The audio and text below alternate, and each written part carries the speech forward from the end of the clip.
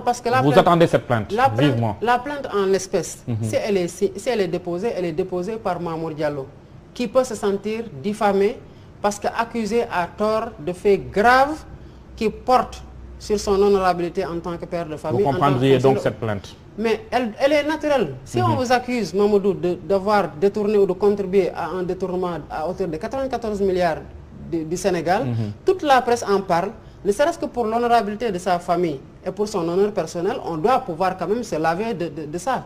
Et ce blanchiment-là, si on peut l'appeler comme ça, ne peut pas être fait par la voie d'une commission d'enquête parlementaire. Il pense que c'est... Non. Voilà, les députés l'ont blanchi. Non. Lui, il avait dit qu'il allait coller un procès pour que la justice le lave à grand eau, à grande eau. Il aurait pu demander une amende très lourde, des dommages et intérêts très lourds. Il aurait pu demander le franc symbolique juste pour montrer que c'est pour son honneur qu'il se bat. Mais ce n'est pas encore trop tard. Il peut toujours le faire. Mais on l'attend vivement parce que cette plainte-là contribuera au moins. Le procureur n'a rien fait. Nous, on a fait une deuxième plainte par le juge d'instruction. Et dans cette plainte du juge d'instruction-là, on a cette fois-ci, pour éviter même qu'il ne dise qu'il n'est pas nommément cité, on l'a nommément cité, lui avec les complices qui sont identifiés dans l'acte. Qu'en est-il des preuves dont vous parliez? Parce qu'aussi Ousmane Sonko nous avait fait savoir qu'il détenait des preuves et qu'il allait peut-être les mettre à la disposition de la presse et de la justice. Mais la sortie suivante, il est venu nous parler du fer de la Falémé. Certains y ont vu une manière détournée de noyer le poisson pour en sortir un autre. Non, mais quelqu'un qui veut noyer un poisson n'empêche pas un autre. C'est nous qui avons déposé une seconde plainte il y a 2 semaines auprès du doyen des juges. Si on voulait noyer l'affaire des 94 milliards, on n'allait pas déposer une seconde plainte. Ça aussi, il faut que les gens soient conséquents. En fait de preuve maintenant, et en fait de programmation des questions sur lesquelles on se prononce, Pastef reste souverain sur le timing et le contexte dans lequel il communique sur certains sujets. Ces preuves, on les attend toujours. Mais vous ne les aurez peut-être jamais, parce qu'il y a des preuves que vous ne pouvez pas avoir. Même si Ousmane dit ça, je ne suis pas sûr que ses avocats le laissent tomber sous le coup du recel de documents administratifs. Vous savez bien, tout autant que moi, quand vous accédez à des documents qui sont confidentiels, qui sont secrets et que vous parlez, il n'y a que le juge qui peut vous délier de cette obligation-là ou de ce devoir-là par rapport à certaines infractions qui peuvent peser sur vous. Quand vous allez en justice et que vous êtes tenu par l'obligation de réserve, le juge vous délie de cette obligation de réserve pour la manifestation de la vérité. Aujourd'hui, si le juge fait son travail, on va lui donner le document en foi desquels on est en train de se prononcer. Et ils savent très bien que ces documents-là ne sont pas des documents enregistrés, parce que c'est inventé, c'est des documents administratifs. Les actes d'acquiescement existent. Avec moi, j'ai la copie collationnée du titre foncier. Et là, j'invite vivement les journalistes à faire l'exercice simple, Mamadou.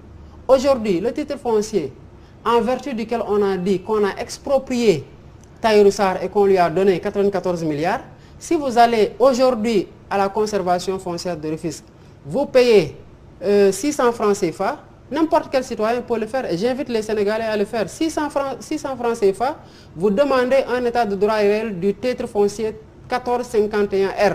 Vous verrez si ce titre-là appartient à l'État qui est censé avoir déjà exproprié Tahirou Sarr, ou s'il appartient à Tahirou Sarr. Ce titre foncier-là, jusqu'au moment où je vous parle, appartient à la famille qui court derrière une indemnisation qu'il n'a jamais obtenue. On a mis entre la famille et l'État un énergumène qui a donné 2,5 milliards à la famille, à une partie de la famille d'ailleurs, et qui cherche à se décoder 94 milliards. Or, cette même personne-là, il y a eu 2 jugements. Il y a eu un jugement du 15 novembre 2016. Parce que quand il a signé ce qu'il a appelé un achat de créances par rapport avec une partie de la famille, l'autre partie a contesté. Lui-même est allé voir le juge, lui Tahirou Sarr, pour demander une homologation du procès verbal de conciliation qu'il a signé avec une partie de la famille. Le juge a refusé de lui donner une conciliation, un PV d'homologation. Vous savez pour quelle raison? Le juge lui a dit que l'article 30 de la loi 67 du 2 juillet 1967 interdit toute cession du droit à indemnité dans le cadre d'une expropriation. La disposition dit in extenso, toute cession du droit à l'indemnité d'expropriation consentie à des intermédiaires est nulle de plein droit. Ça, c'était le 15 novembre 2016. Il n'était pas content de ça, il est parti en appel. Le 11 janvier 2018, Le juge de la Cour d'appel a confirmé le jugement et lui a dit que l'article 30 toujours de la loi 76-67 du 2 juillet 1967 interdit que toi, Tahirou Sarr, que tu ailles acheter une créance dans le cadre d'une expropriation en ayant le statut d'intermédiaire. Mais malgré tout, il a fait du forcing. Il est allé, malgré ses décisions de justice, voir quelqu'un qui a dit qu'il y avait une commission de conciliation. Ils n'ont jamais montré un procès verbal, ni les membres qui composent cette commission de conciliation-là. Ils ont dit que la commission s'est réunie le